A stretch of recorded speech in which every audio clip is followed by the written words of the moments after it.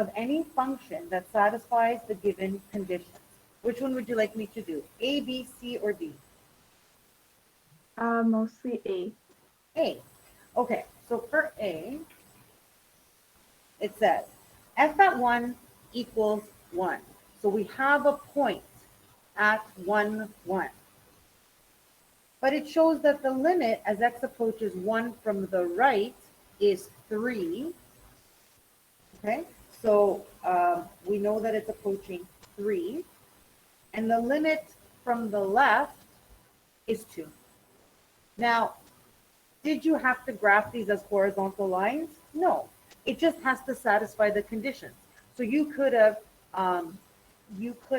drawn anything that is approaching a y value of 2 from the left, and any graph that's approaching a y value of 3 from the right. So this could have been like a half parabola. This could have been coming down. It could have been something. It could have been anything. Okay, as long as you have 2 open circles here and 1 closed circle here. So how did I know that these 2 circles were going to be open? It's because you can only have, by definition of a function, one y value for every x value. So if I know that there's a point at 1, 1, well then these have to be open. I can't have another point at any other y value. So I knew that these 2 had to be open and this one had to be closed. Is that good? Yeah. Yeah, good. Do you need any other one? Can you take up number C? Yeah, that is true. Okay, so again, f at x, okay, so now we have f at x equals 1. So f at x equals 1, your function equals 1. So now this means that you have a horizontal line at 1, right? Your function equals 1. But when? It equals 1 when x is less than 1. So I have an open circle here at 1, 1, and then it's to the left. So how did I know it was at 1, 1? Because it's telling me that the limit as x approaches 1 from the right equals 2. So I need to have this happening here. And I know that this must be a closed circle because, mind you, this doesn't necessarily have to be a closed circle, does it? Let me just take a look. This could have also been an open circle, and it still would have satisfied the condition. Okay, so note, oh, it says it right there too, look, can be open or closed. Okay, and this here on the right can be any graph because they don't specify. But on the left, they do specify that it has to be a horizontal line because they give you the function. They say f of x equals 1. So you know that this has to be linear. And you know that it's an open circle because they say it's for when x is less than 1, not x is less than equal to 1. Okay, so just note, all of your answers could look very differently on the right-hand side, to the right of 1. So this could have been an open circle, and this over here could have been any graph. Cool? Yes, thank you. Yeah, good. These are good questions, right? These are good, a good way to test your understanding. That's good. Okay, any other questions? Does anyone have? Miss, Yeah. can you cover 1.59e? For sure I can. Let's see if I have it. I don't know if I do it.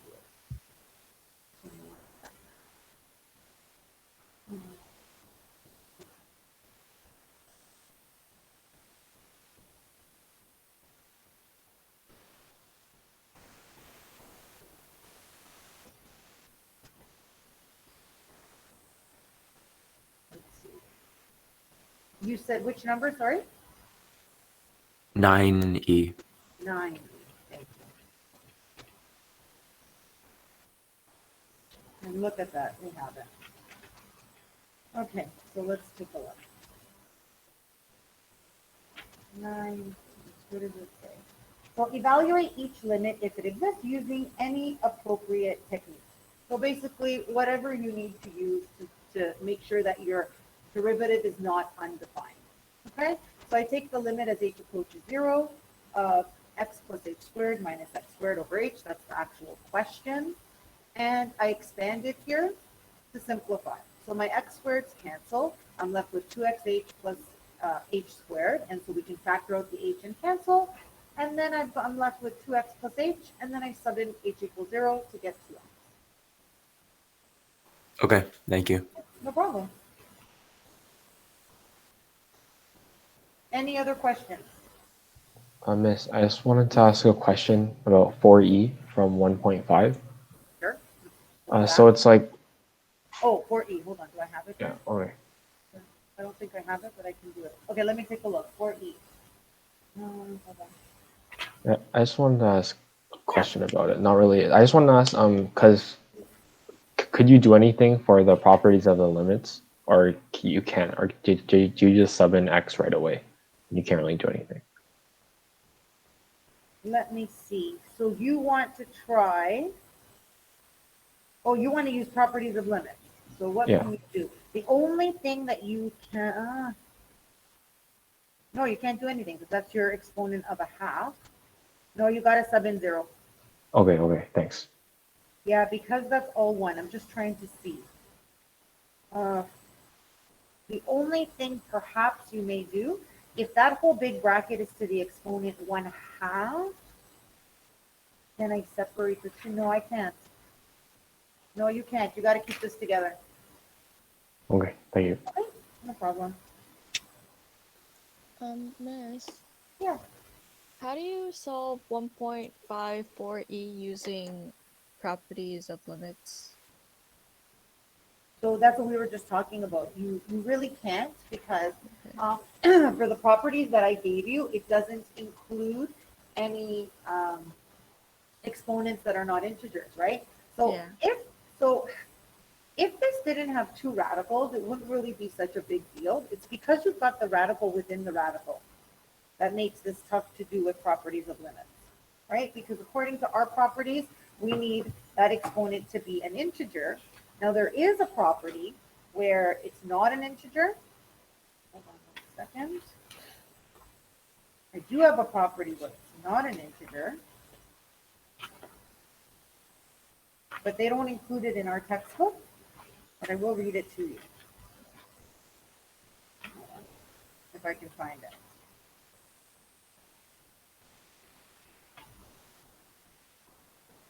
Where did it go? I just had it yesterday.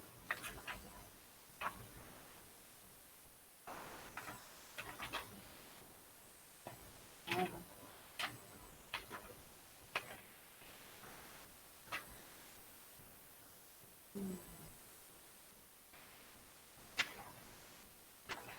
Here it is. So, there's a root rule that says that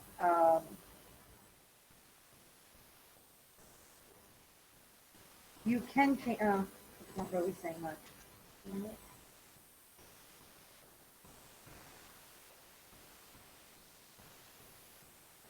Yeah, okay, so there is a root rule which says that you can take the limit of the radicand to your rational exponent. So you can take the limit of the inside to the rational exponent. So whatever the limit is of the inside, you can then change it to a rational exponent, but that doesn't really help you. You're still not able to divide your limits. So no, you're stuck doing it just by subbing it. Okay. Cool? Yeah, thanks.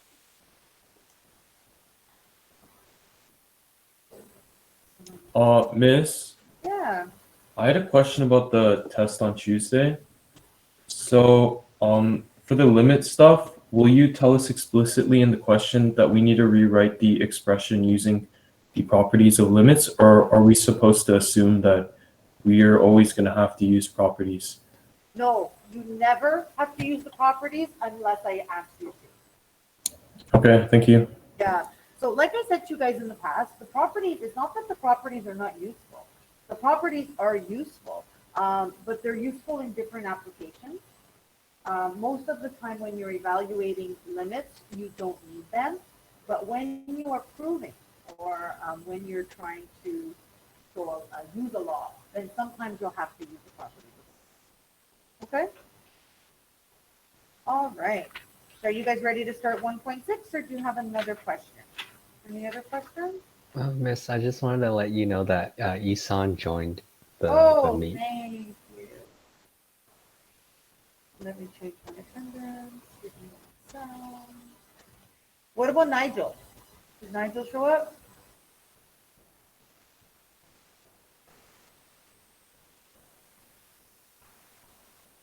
No, I don't think so.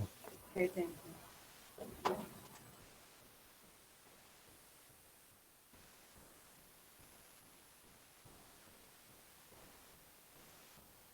Okay.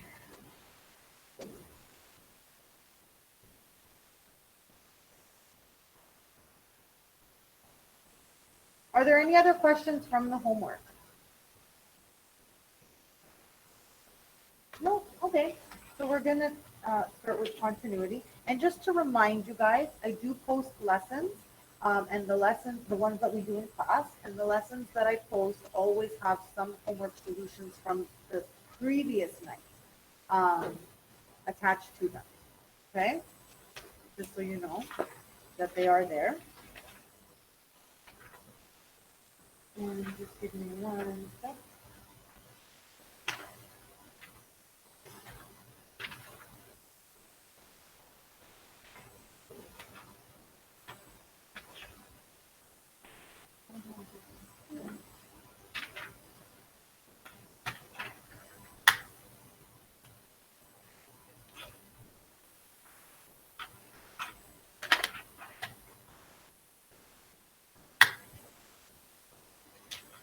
All right.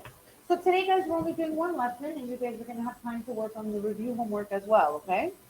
And I don't know if you guys heard me, I said earlier, I mapped out the course. We've got a lot of time. So we've got nothing to worry about. We're not rushing through. It should be okay. I mean, obviously, it's still going to be faster than it would be in the full semester, but it's not crazy. It's nothing crazy. We've got a lot of days to sort of spend things with. We're going to be okay. All right? Okay, I'm going to switch over to the other mic because I'm going to go to the smartboard.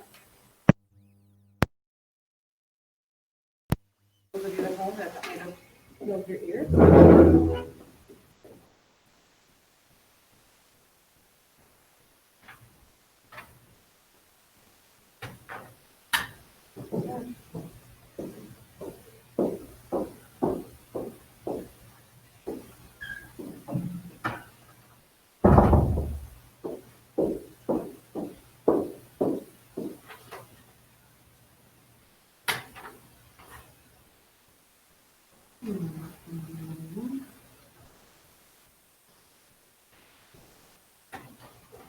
All right, let's get started.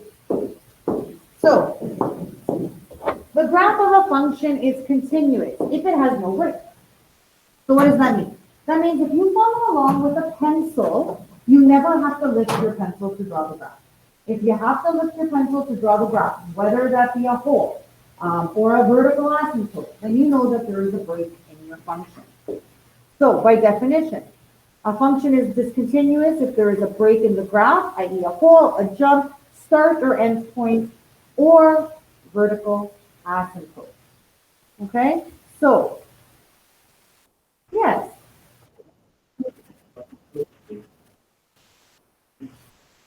If it has a horizontal, so just a horizontal asymptote, and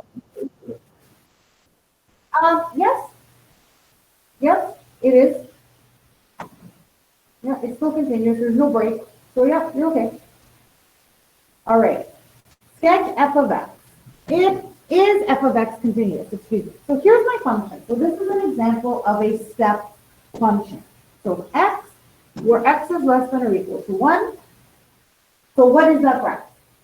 How would I graph that? X, where x is less than or equal to 1. How would I graph that? A line? Yeah, good. It's a line. Beautiful. It's the line y equals x. Remember, guys, f of x equals this. So they're really telling us y equals x. And y equals x is the line that contains 1, 1, 2, 2, 3, 3, 4, 4. Yes? That's the line that we're going to draw. Now, it's only true where x is less than or equal to 1. equal to, so I've got a closed circle, right, closed point, and then it's going like this. And I draw my line. Then it says, f of x equals 1 between 1 and 2, inclusive. So 1 is not included, 2 is included. So between 1 and 2, where 2 is inclusive. So, what would I draw?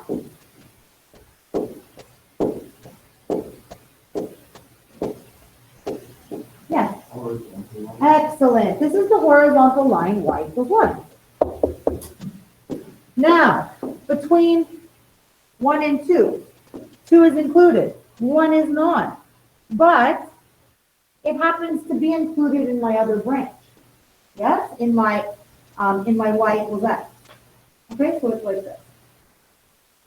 Now, technically, to be even more exact, it should be drawn like that. So you have a closed circle on the inside, and then it's outlined by another circle. So that's indicating that it's basically to show you which graph it belongs to. Okay, which branch it belongs to. So now by doing this, and I'm attaching the line to the outer circle here, right? The outer circle I'm attaching is just a way of visually seeing where that y value is included. It's included with my y equals x and not with my y equals 1. Okay, good. And then lastly, what's the last one telling me? I've got 3. F of x equals 3. So what am I drawing there? Yeah, good. It's another horizontal line at 3, and it starts at 2, and this time 2 is not included. X is just greater than 2, and it's at 3.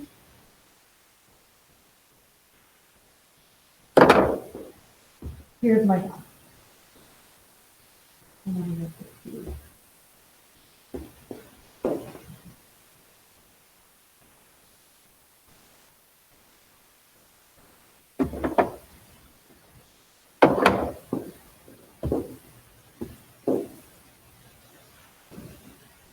Cool? That's your graph. So there's your graph. So now, follow it with your finger. Can you draw this graph without lifting your finger? No, you can't. Now, it's continuous up until what x value? Yeah, good. I want you guys to realize that even though there was a hole here with one of my functions, it was filled in with the other. And so that is considered continuous. So all the way up until 2, we see that it is continuous, but then there is a break. So this, in fact, is not a continuous function. So you don't want to have to draw graphs every single time, right? So how are we going to figure out whether a function is continuous? You're going to test all the jump points.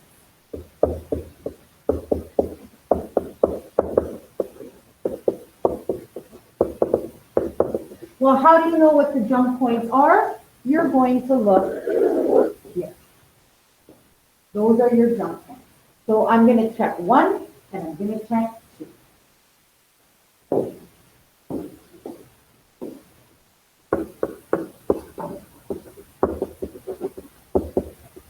Okay, referring back to that limit, the limit video that we watched, I can drive through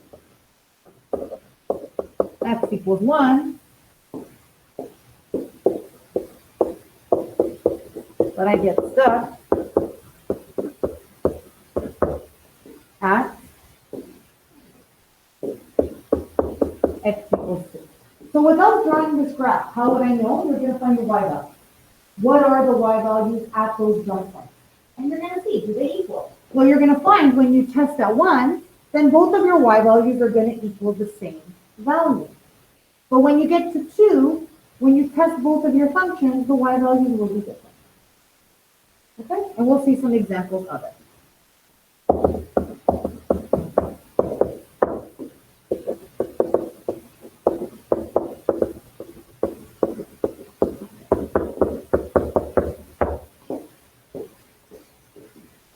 Yes. When you're trying to work on your country, what do you think you're going to do? Like have to keep on doing this? So when we're proving continuity, it's actually very specific. There's 3 steps that you need to do, and I'm going to show you that coming up. But yes, it is very specific, and you must do these 3 steps as shown, or you will lose marks. Okay, so it is very specific. So let's take a look. So by definition, a function is continuous at x equals a if the following conditions are met. So let's look at what these conditions are. When you plug in that x value, there has to be a point there. So it has to be defined. So when I plug in that x value, I have to get an actual number. It must be defined. That's the first condition. If number 1 is not met, I stop. I don't need to do anything else. Number 1 wasn't met, you know it's not continuous. But let's say number 1 is met. Then we need to move to number 2. And we're going to find the limit as x approaches a of f of x. And we want to make sure that it exists.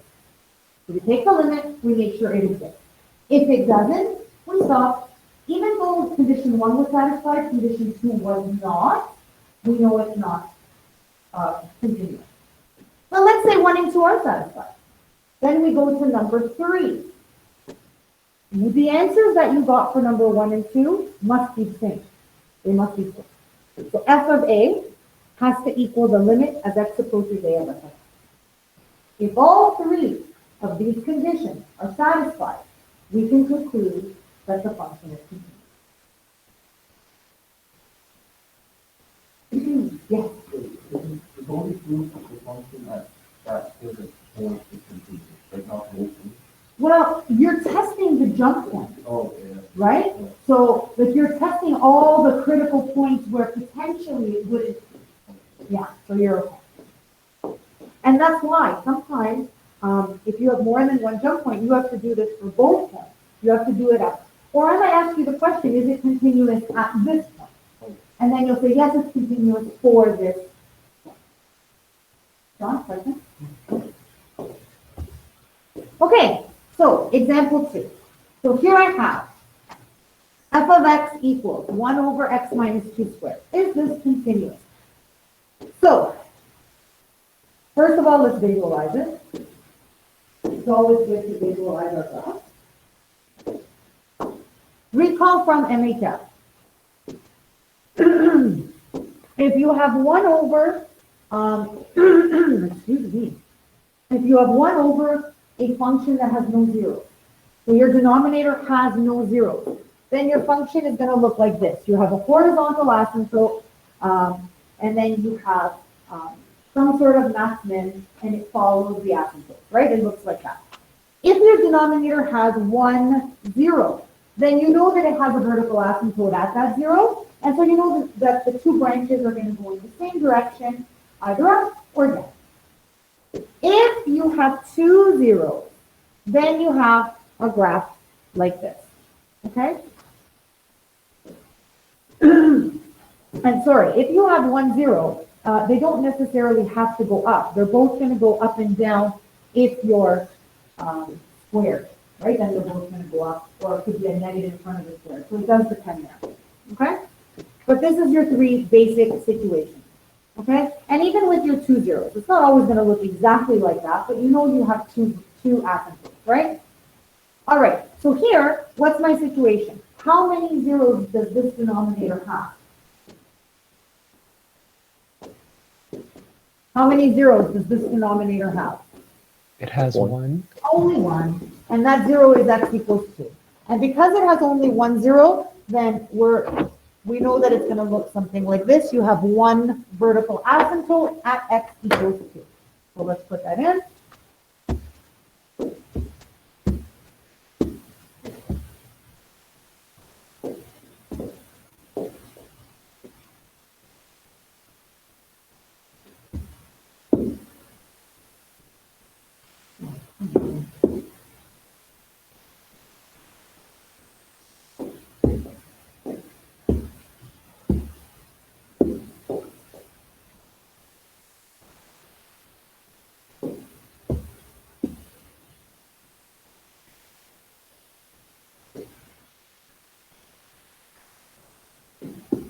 Vertical asymptote, always label your asymptote. Okay, so now, quick sketch. I don't care, I don't need this to be exact, I don't need to know exact points. What's happening here? Where are my values gonna be? Are they going to be positive or are they going to be negative? How do you know? Positive. Yeah, they're always gonna be positive. That denominator is squared. So because it's squared, we know that these are always going to be positive. The case where they will always be negative is if it was like this, right? Then you know that the denominator is always positive, the numerator is negative, and so therefore they're all both gonna be negative. So because it's positive, then I know that you're dealing with this type of a graph. So just by looking at it, do you think it's continuous? No, because if I follow with my pencil, I have to lift my pencil, right, to get to the other branch. So we can already visually see that this is not continuous. So what do you need to check? How do you know what value to check? You have to check 2, because that's where my vertical asymptote is, right? So that would be the test point here. It would be 2.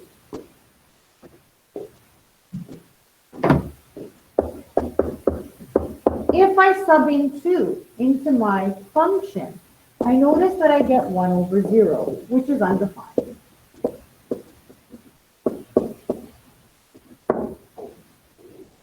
So for condition 1, not satisfied. So right away, since f of 2 is undefined, we know that this function is not continuous.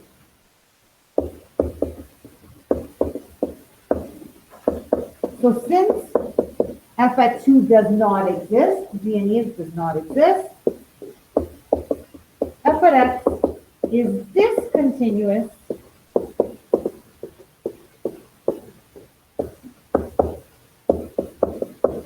at x equals 2.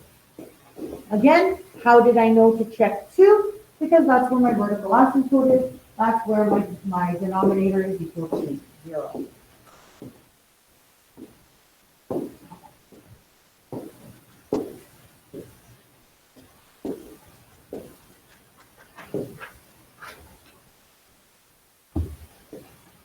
Is f of x continuous? Show algebraically. So do you guys want to show this algebraically before we draw it, maybe? Do you want to try doing it algebraically before we actually sketch it, or do you want to sketch it first? But you guys, I don't care. I can do it either way. What do you think is more beneficial to you? Do you want to try just doing it algebraically, or do you want to graph it first? Algebraically. Okay. So if we were to do this algebraically, we have to do conditions 1, 2, and 3. So how do I know what value to test? And how many values do I have to test? Yes, Sean? Yeah. It's only one value that I need to test, and that value is 2. That's where, according to my domain, my function changes. So this could be continuous. If I sub in 2 into both of these functions and they give me the same y value, I'm good, right? So condition 1 will be satisfied. So that's what we need to check. So I sub in f at 2.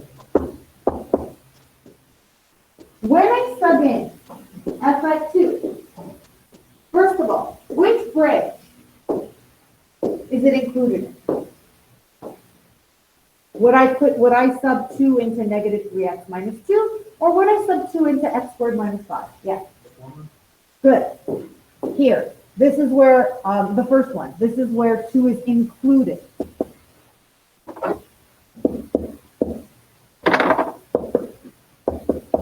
And I get negative. So the value is this. That's good. Now, condition 1 satisfied. The value is this. I still don't know if it's continuous because I didn't test my other value, but we're going to do numbers 1, 2, and 3, right? We're going to see if it's satisfied. So now I take the limit.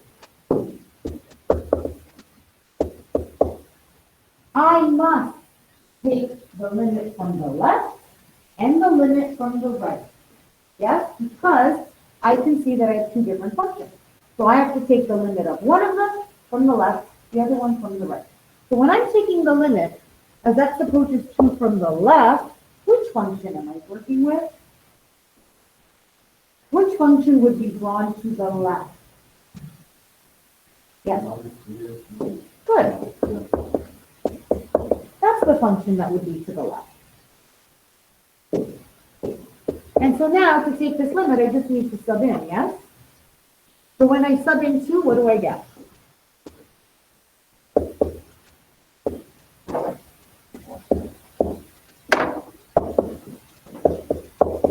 I get -8. Now I take it from the right.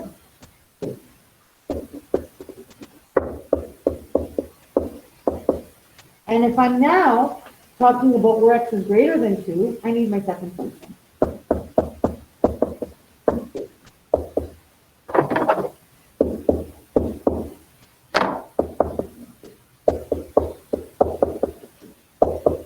Oh, I get -1. So right away, you guys should be saying, oh, wait a minute, my two branches are not arriving at the same place. One is going to -1 and one is going to -8. The limit obviously does now not exist.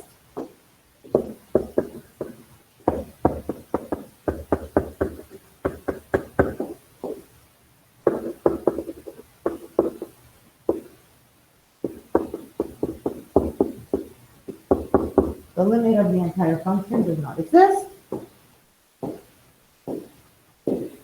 And we fall apart here. I don't even need to do number 3, do I?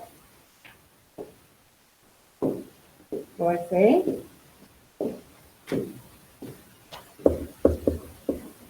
since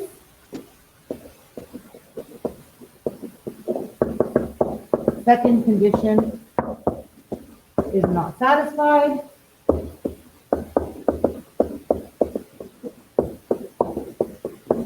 f of x is discontinuous.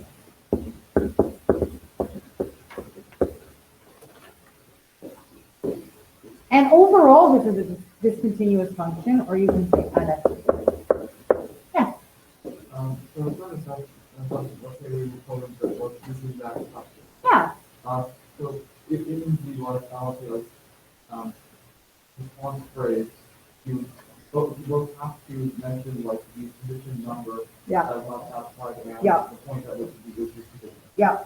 So what you can do is once you take these limits, and right away you see the limit does not, so I could have said, since left-hand limit does not equal right-hand limit, limit does not exist, number 2 not satisfied, therefore f of x is discontinuous. Okay? You have to do this. Yep, the condition, yes.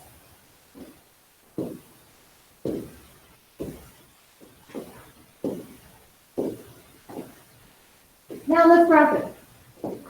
The reason that I wanted to do it algebraically first is because if I graph it, you visually see it, it's very easy for you to see which test point I need to use. But sometimes when you guys look at these functions, it's hard for you guys to decipher. And if you look at it and you say, oh my gosh, what do I don't know what to do. So I wanted to do it algebraically first, just so you can see exactly where I went to look to see what point I need to test. Okay, which x value I need to test. Okay, so if I had to graph this, because it's always good to practice our graphing, how would I graph it? How would I graph this? You guys graph it. Do it. Everybody try to graph it.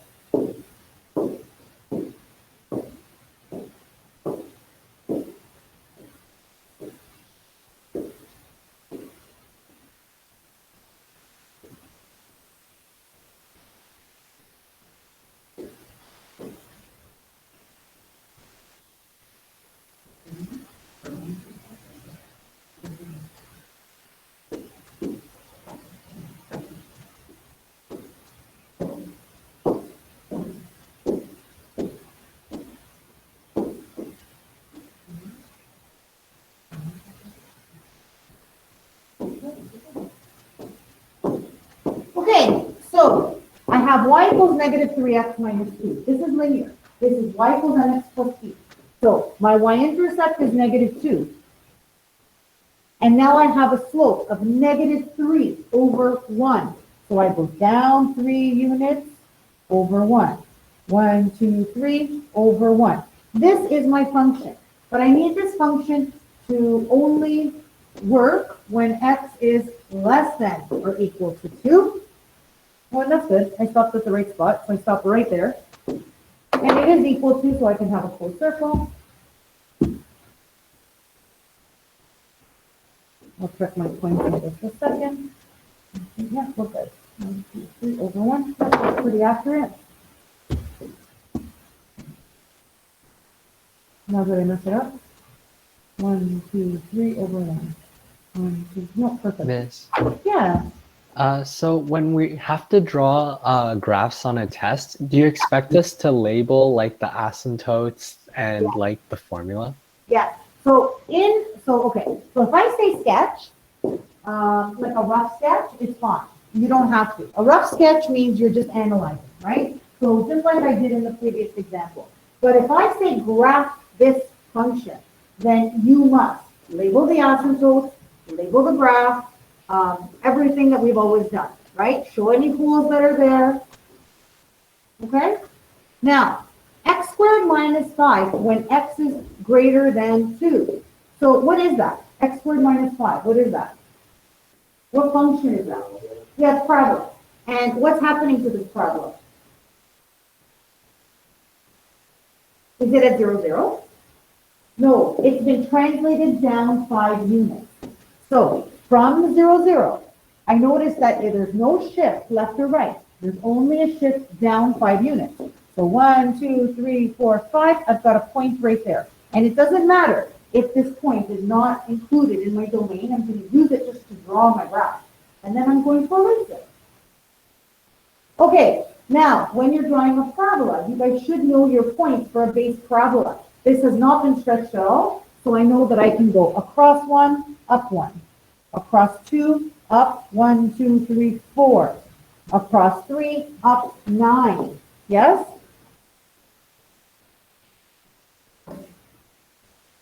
Now, that's my parabola.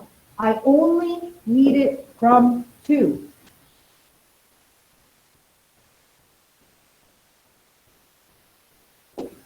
So now, I'm going to take away, oops, I took away too much, but it's too big, but I'll fix it. I don't need those. All I do need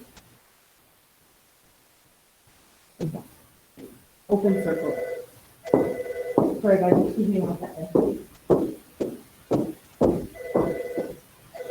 Good morning. Hello.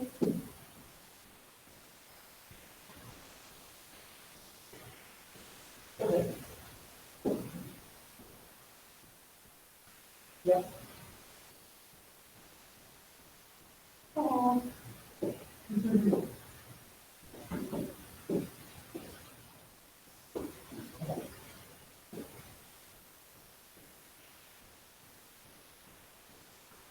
This is pretty. Thank you so much. Pretty thing.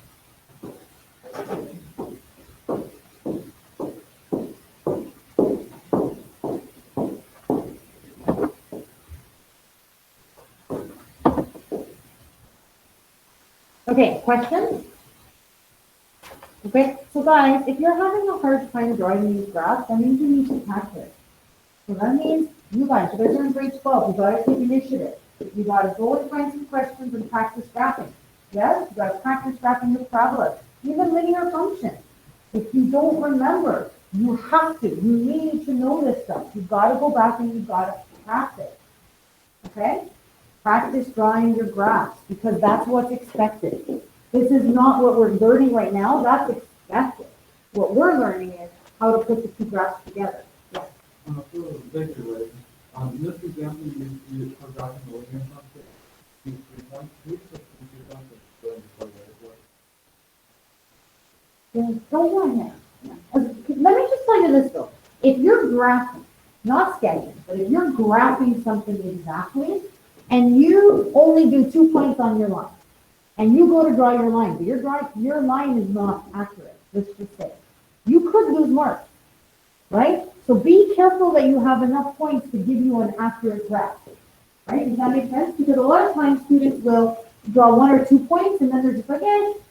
Well, if you're going to, either you stop your graph and you put an arrow, or you continue it and you make sure the points are correct.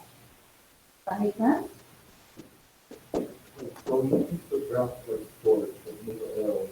Yeah, now I'm gonna be honest with you, I don't wanna see it this short. I don't wanna see it stop here, right? So I'm gonna say, what the heck, right? You should, right? But it doesn't necessarily have to go up this high on there, right? Just, you guys know what's reasonable, okay? But if you are gonna extend your graphs all the way, make sure they are correct, okay? All right.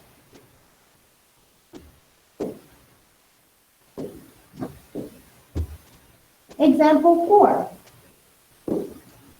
Find all values of x for which f of x equals root x plus 2 is continuous. So we want to find all the values for which this function is continuous. How do I draw this graph? How do I draw this graph? Yes, Sean. Good. How many?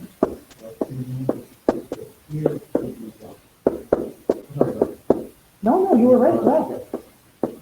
So when we're translating left and right, if you guys remember, the formula has a negative in it. And so therefore, it's always the opposite sign. Right? You guys remember that?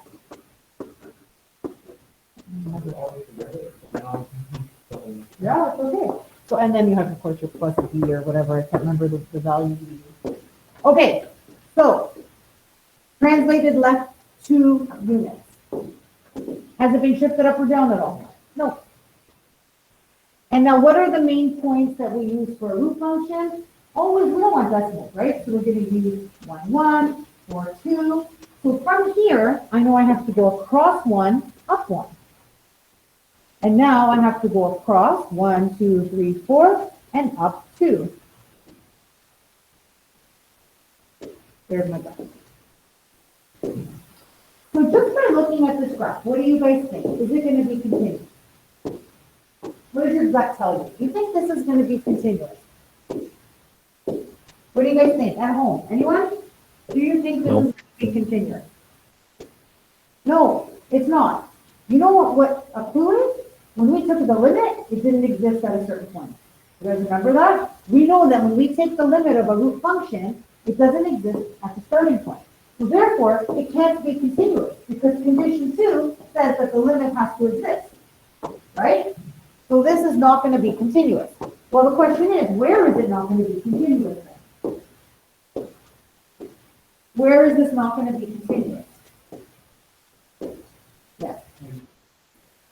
Got it. At -2. Yeah, good. At -2. So what you have to do is you have to figure out where the starting point is. Yeah? So where the radicand is 0. Okay, so let's test it using our conditions. So I know that my test point is -2. We figured that out. We're going to test -2 because that's the starting point.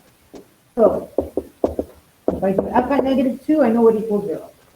And this is now where it falls apart, as we saw yesterday. When I approach -2 from the right,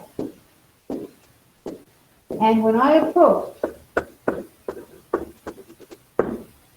-2 from the left, they're not equal. Therefore, the limit does not exist.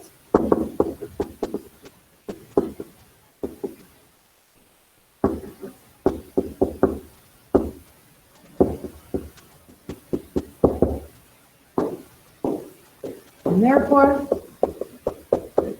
f of x is discontinuous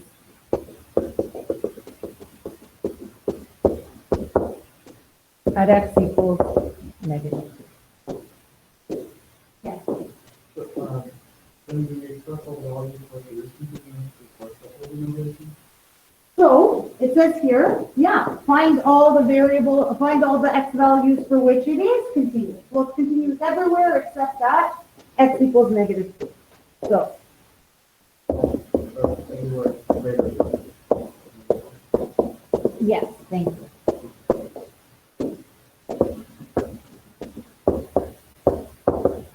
and it's sufficient.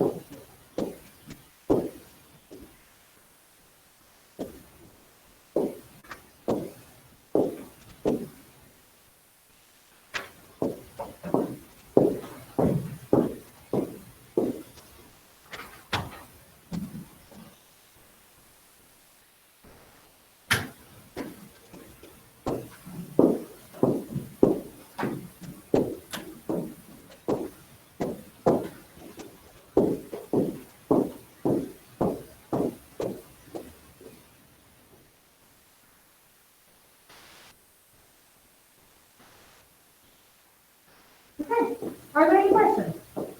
So, in order, yes.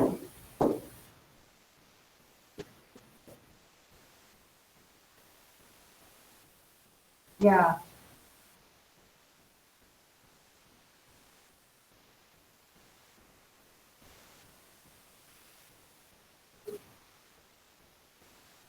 Yeah.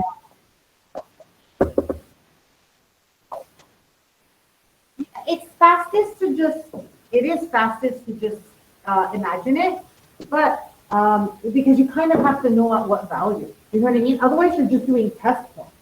But if you want to show it, like let's say I chose negative 2.1. Let's just say. And I sub in now.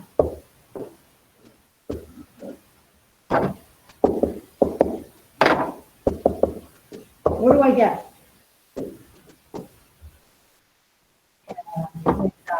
You got it. I get a negative underneath my radical sign. And because I have a negative underneath the leaf side, doesn't matter what number that is, it's a negative, then you know that the limit is not equal. Right? Because it is not a real number. Right? We did not come up with a real number. There is a complex number that exists. I know you guys don't learn complex numbers anymore, but it is a complex number. But because it's not a real number, so this is a test, you can say does not exist. But you still have to know where. If you still have to know to go into negative 2.1, if you have to know that test point, right? So you want to know where that radicand equals 0. Cool? Okay. Good. Any other questions?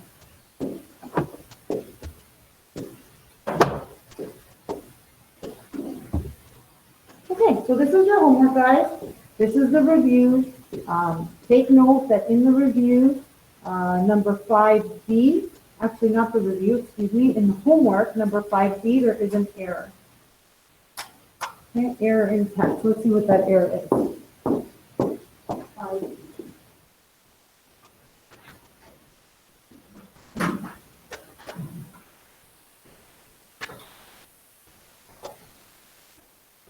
Oh, I guess there's an error in the solution, but I just did it with you guys now, so it's okay. Let's see what this one.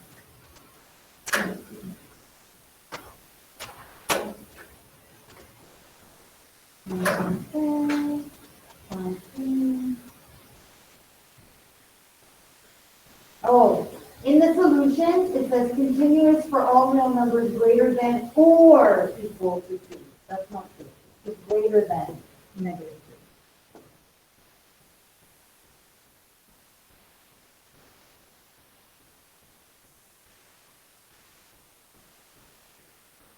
2. Okay?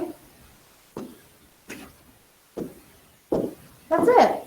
So guys, you guys have the rest of the period now to just do your work. Yeah? That's the plain work, yes. Okay. If you have any questions, I'm here, okay guys? Miss? Yeah. Since we're starting like chapter 2 next week, right? Then what will we do on tomorrow? Say that again. Like since we will start chapter 2 next week. So what will we do this week, Friday? This week, Friday. Like tomorrow. Hold on. Let me see. I was gonna start 2.1. I think I was just doing 2.1. Let me just take a look. Hold on. Did I mess up my date? Oh, I did. I did. So you know what, guys? We can have the test on Monday. Because you know what? We still have tomorrow. Yeah, I made a mistake in my planning. I apologize. I don't know why I did this. Hold on. Let me see. It's okay if test is Monday. Now we've got that extra day.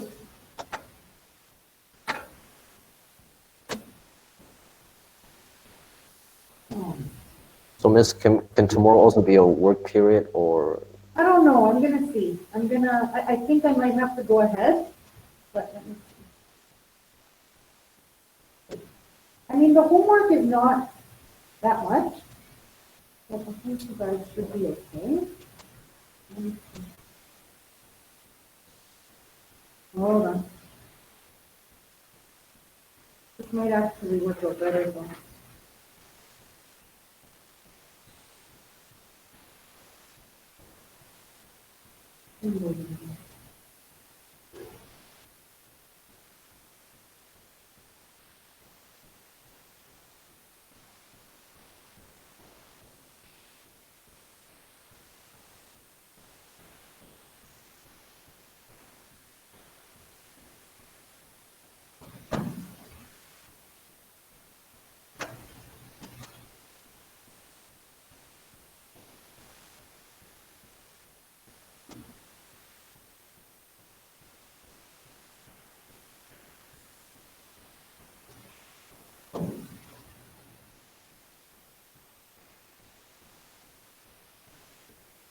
Mm.